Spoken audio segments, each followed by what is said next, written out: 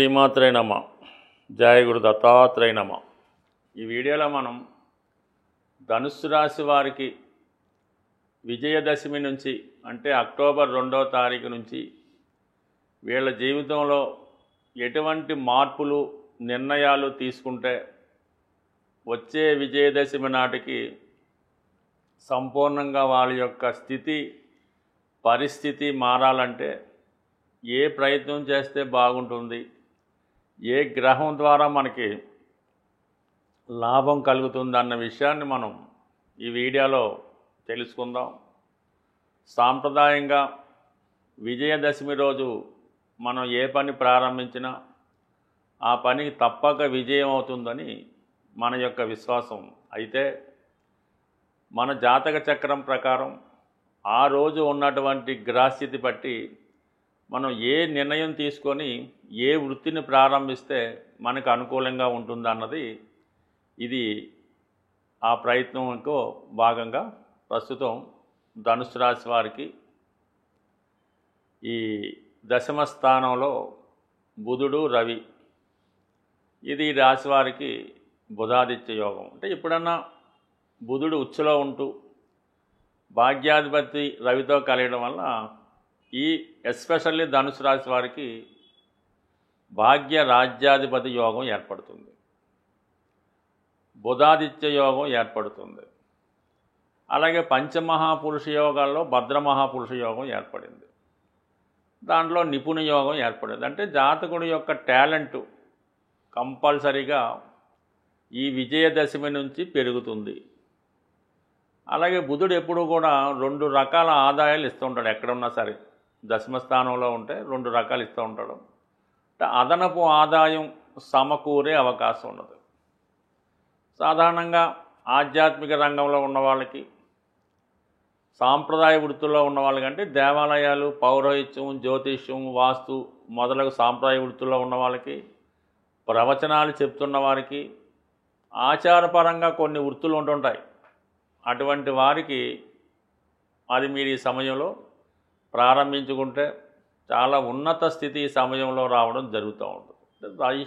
దశమంలో రవి దిగ్బలుడై ఉండడం వల్ల ఎవరైతే ధనుసు రాశి వారు ప్రభుత్వ ఉద్యోగంలోకి ప్రవేశించాలనుకుంటున్నారో మరి ఆ రోజు ఒక సంకల్పం తీసుకొని మీరు ఉన్నత స్థాయి ముద్రణ అధికారం కలిగిన ప్రభుత్వ ఉద్యోగానికి ప్రయత్నం చేయడం వల్ల సరిగ్గా 1 ఇయర్ నాటికి మీ యొక్క సంకల్పం నెరవేరే అవకాశం ఉంటుంది.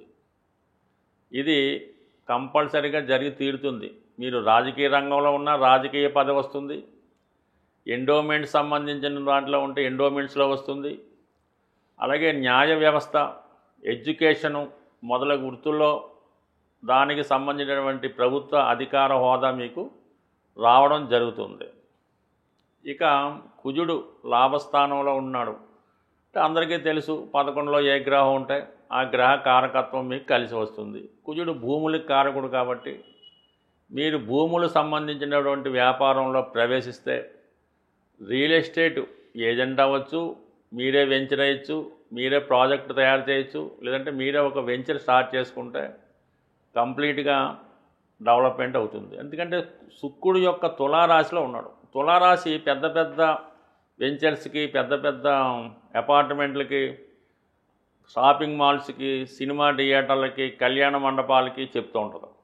అందులో కుజుడు రావడం వల్ల మీరు ఏదైనా పెద్ద ప్రాజెక్టు వెంచర్ లాంటిదో కన్స్ట్రక్షనో డెవలప్మెంటో చేసుకుంటే చాలా ఈజీగా మీరు దాంట్లో ప్రాఫిట్ సంపాదించడం జరుగుతూ ఉంటుంది.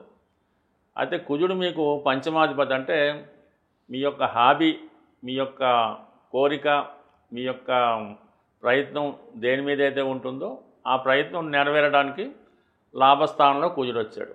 అందువల్ల మీ యొక్క అదృష్ట ప్రకారం ప్రారంభించుకుంటే కంప్లీట్గా మీ పిల్లల సహకారంతో 100% ముందుకెళ్తారు. ఎందుకంటే ఈ కుజుడు అతి తొందరలో ఒక 4 నెలల్లో మీకు ధనస్థానం అయినటువంటి మకరంలోకి ఉచ్చులోకి రాబోతున్నాడు. అందుకని ఇప్పుడు మీరు ప్రారంభిస్తే సరిగ్గా 4-5 నెలలకి మీ యొక్క ప్రోడక్ట్ అంటే మీ యొక్క వెంచరు కంప్లీట్గా పూర్తయి సక్సెస్ అన్నది సాధించడం జరుగుతూ ఉంటుంది. అంటే ప్రభుత్వ ఉద్యోగం నెంబర్ 1, రియల్ ఎస్టేట్ నెంబర్ 3, సాంప్రదాయ వృత్తుల్లో మీరు ప్రారంభించాలనుకుంటే ఏదైనా ఒక జ్యోతిష్యాలయం, ఒక స్కూలో, ఒక లా ఆఫీసో, అడ్వకేట్ ఆఫీసో అది కూడా చేసుకోవచ్చు, పర్వాలేదు. ఈ విధంగా మీరు ముందుకెళ్ళచ్చు.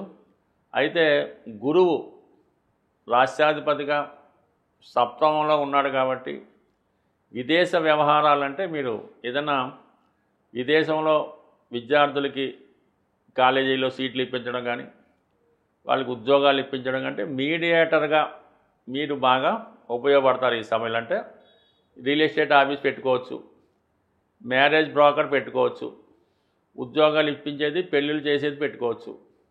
అలాగే ఏదన్నా ఆధ్యాత్మిక కార్యక్రమాల ద్వారా ఏదో హోమాలు, పూజా కార్యక్రమాలు స్టార్ట్ చేయడం లాంటిది కూడా ఈ సమయంలో చేసుకోవచ్చు. సో ఏదైనా ధనుసు రాశి వారికి ఈ వృత్తిపరంగా ప్రస్తుతం చెప్పినవి ఏదైనా ఈ సమయంలో స్టార్ట్ చేసుకోవడం వల్ల చాలా మంచి ప్రాఫిట్స్ వచ్చే అవకాశం ఉంది. బట్ ఏదైనా ప్రారంభంలో కొద్దిగా కష్టం ఉంటుందన్నమాట. ఈ ధనుసు రాశి వారికి వీళ్ళు ఎప్పుడు కూడా లాంగ్ టర్మ్ గోల్స్ పెట్టుకుంటారు. అంటే తొందరగా 2-3 రోజులు అయిపోయేది కాకుండా, నెల 2 నెలలు కాకుండా కొద్ది సంవత్సరాల పాటు పట్టే వృత్తిని చేపట్టడం జరుగుతూ ఉంటుంది. అది ముందులో చాలా నెమ్మదిగా నడిచినా ఒకేసారి అది ప్రాఫిటబుల్గా మారి లాంగ్ టర్మ్గా మీకు లాభాన్ని ఇవ్వడం జరుగుతూ ఉంటుంది. బట్ ఏదైనా ధనుసు రాశి వారికి వృత్తికారకుడు శని, అదృష్టకారకుడు గురువు ఇద్దరూ కూడా ధనుసు రాశిని వీక్షించడం వల్ల మీరు చేపట్టే ప్రతి ప్రయత్నం ఖచ్చితంగా ఈ విజయదశమి నుంచి సక్సెస్ అయ్యే అవకాశం ఉంది.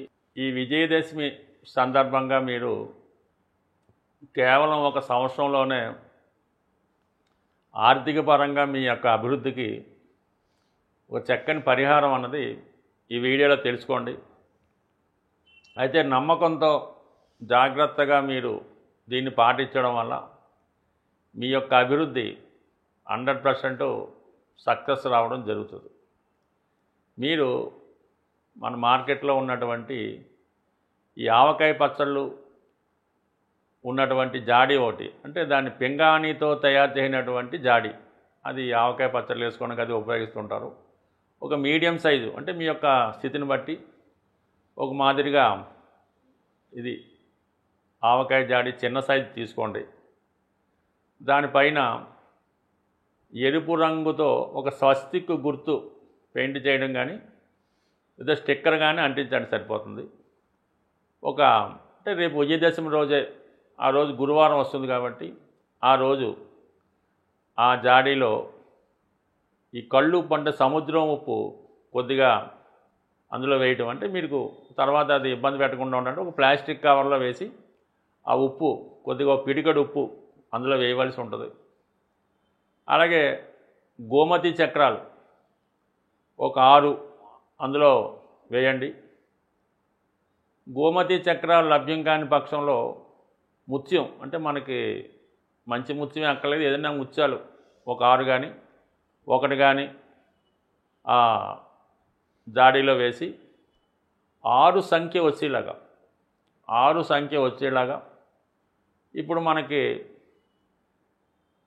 10 రూపాయలు కాయిన్లు అవి వస్తున్నాయి కాబట్టి మరి 3 100 రూపాయల నోట్లు, 3 10 రూపాయల కాయిన్లు, అంటే మొత్తం మీద 330 రూపాయలు అవుతాయి. అంటే సంఖ్య 6 వచ్చింది కాబట్టి, అంటే ముందు రోజు విజయదశమి రోజు అలా వేసి దాని తర్వాత వారం నుంచి ప్రతి శుక్రవారం రోజు కూడా ఈ విధంగా 6 సంఖ్య వచ్చేలాగా 510, 5100 మీకు ఎంత వీలుంటే, అంటే కంపల్సరీగా మీరు సంకల్పం వేసుకుంటే ప్రతి వారానికి కొంత పెరుగుతుంది. ఈ వారం 510 వేస్తే వచ్చే వారానికి 5001 అన్నా వేయచ్చు, ఆ విధంగా పెరుగుతూ ఉంటుంది. ఈ విధంగా 52 వారాల పాటు మీరు దీన్ని పోయడం, అంటే ఈ ధనం ఏమవుతుందంటే ఈ కొత్త నోట్లా వేయటం వల్ల పైకి ఉప్పుతాం పొంగుతున్నట్టు అనిపిస్తుంటుంది. దాన్ని నొక్కు పెట్టి ఆ మూత పెట్టేస్తూ ఉండాలన్నమాట.